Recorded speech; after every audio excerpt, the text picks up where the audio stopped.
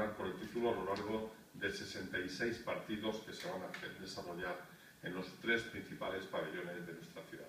el Palacio Multiusos, el Polideportivo San José de la Diputación Provincial y el Polideportivo David Santamaría. Va a haber representación de nuestra comunidad autónoma, en este caso será el Arcos Albacete Básquet y el Club Baloncesto La Solana Fritos. El que participe en 32 equipos, lógicamente va a haber un gran número de jugadores, de deportistas, que van a estar durante toda la semana en la ciudad, casi 400 jugadores, más de 100 entrenadores y miembros de los staff técnicos, y se espera una afluencia entre 500 y 600 personas diarias en la fase final, y el primer domingo pues se espera que puedan superar a unos 2.000 personas que acudan a este campeonato de baloncesto. Como decía, se van a jugar 66 partidos en 7 días.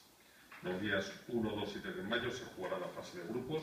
el miércoles día 4 octavos de final, el 5 de mayo los cuartos y las semifinales serán el viernes día 6. Por último, la gran final y el bronce se jugará el sábado día 7 a las 9:30 y a las 12 horas respectivamente.